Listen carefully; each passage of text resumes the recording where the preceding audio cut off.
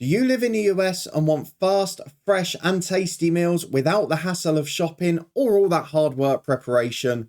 Well, don't you worry, as a lazy man, I've got you covered. Try America's #1 meal kit service, HelloFresh, and get yourself fresh, pre-portioned ingredients delivered direct to your door. So why not eat well, stay healthy, and avoid the cost of regular takeout by trying HelloFresh? Just click the link in the description below for a special limited time discount and free shipping as well. Enjoy.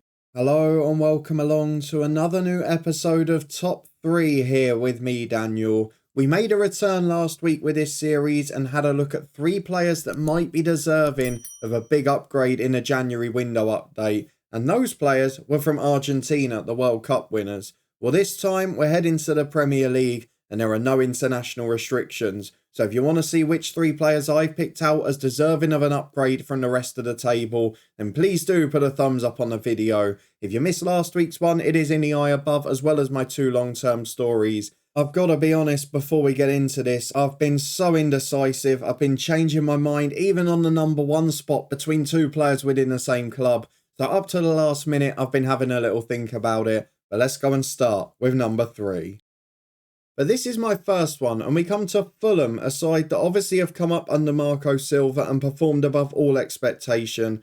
But who do you think I've gone for? Now, for me, there are a couple of standout players for Fulham this year. Mitrovic obviously deserves a mention too.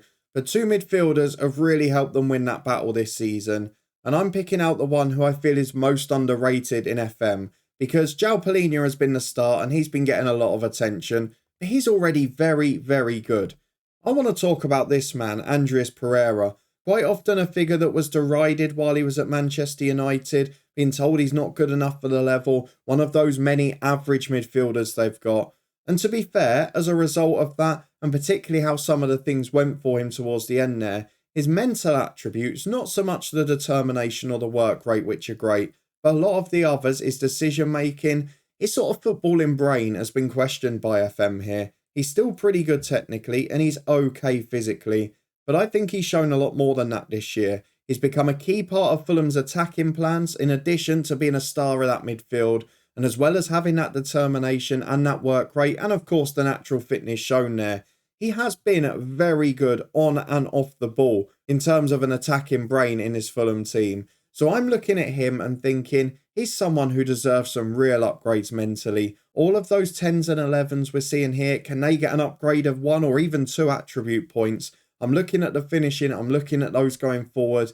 Is he going to get a little bit of a boost? Now for me, he's had a brilliant season so far. He certainly deserves an upgrade on the mental side and maybe even the stamina and the strength. He's shown himself to be combative, hard-working and a bit of a fighter in that midfield. And while Palhinha's obviously done a lot of the dirty work, a lot of the hard tackling in there, Pereira has thrown himself about and I think he's shown that those are a little bit harsh on the physical front. So I'm expecting big upgrades, perhaps not technically, but mentally and physically for Andreas Pereira. I had to mention one of the promoted sides because Fulham for me have been brilliant. And Andreas Pereira, despite all the talk about Palhinha, has been one of the stars of that. So Andreas Pereira is in at number 3. Let's move over to another club that's doing well this year. This one though has had a manager change. On to number 2.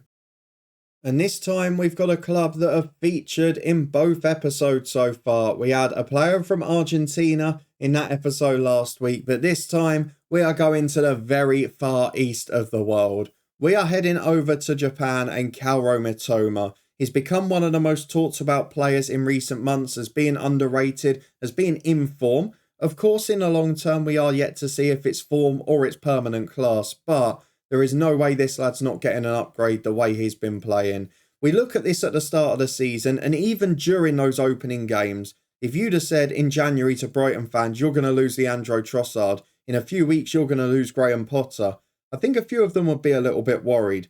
But Matoma, combined with the new combative style of De Zerbi, has made it a thing that has not been a worry at all. In fact, you could argue they've even improved.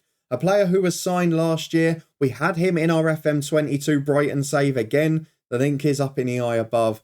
And at that point, he was rated awfully in FM. He got an upgrade after a good year away at a Union side in Belgium that were phenomenal last season. But let's be fair, he has come back and surpassed everyone's expectation.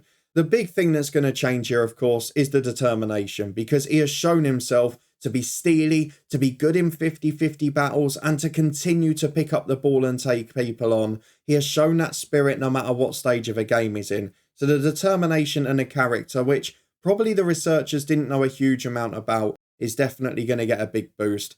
Technically, he's got to, because he scored some phenomenal goals. His finishing, his long shots, his crossing, we've seen even against Liverpool with that FA Cup goal. He's got the flair, he's got the finishing ability, he's definitely got the first touch as well. Whether or not he gets an upgrade on the passing and the dribbling side of things too, I don't know. But the one area for me I've looked at, beyond all of those other attributes, is anticipation. If you watch the way that he makes his runs, he anticipates mistakes, he finds where the ball's going to go, and he makes brilliant movements. So for me, off the ball and anticipation are definitely going to get an upgrade. His off the ball stats pretty good already. Of course, he might even get a bit of an improvement at left wing back as well, the way he has played occasionally for this Brighton team. But all in all, it has been a wonderful season. He had a solid World Cup as well. And Calum Matoma, for me, one of the stars of the Premier League season so far, gets a lot of talk, deservedly so. And he's going to get an upgrade in January. There is no doubt in that. He's only at number 2 though. And I've had a very difficult choice when it comes to number 1. So let's go and skip ahead and look at the club. And then you can see the 2 players I was umming and ahhing about. Because at number 1, we've got a choice between 2 players in one of the biggest surprises of the season. Now, we're at Newcastle United, of course, who have had a lot of money invested into them, both on and off the pitch. But they've not gone mad on transfers, and their achievements this year to be in those top 4 places is certainly something that most Newcastle fans and most football fans in the Premier League did not expect to see. Add to that, they've got a League Cup final coming up in just over a week as I record this episode, and they have had some star performers that have been part of it. Now, I'm very torn between 2 here, because I grew up as a defensive player. I admire good defenders, and I'm going to mention the one that just missed out first, because Sven Botman, for me, has been the most important signing of the season. Yes, you had Trippier come in last January. Of course, we also saw the likes of Bruno Guimaraes. But Sven Botman, for me, has been a revelation. There is no doubt his physical attributes are going to get a slight upgrade.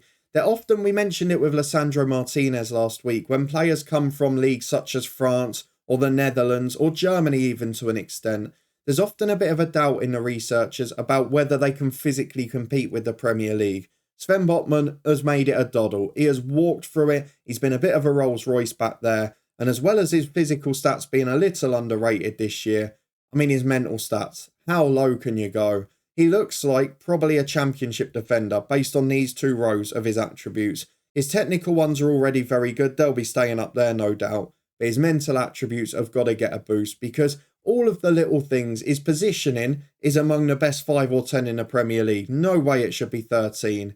And some of those other bits, the decision making, the composure, even to an extent the vision when on the ball at the back, all for me deserve a massive jump. You can see why they chased this man so badly, and they wanted him, because he is the star. He's a brilliant defender. He's going to get big upgrades, again probably more on the mental and physical side than the technical one.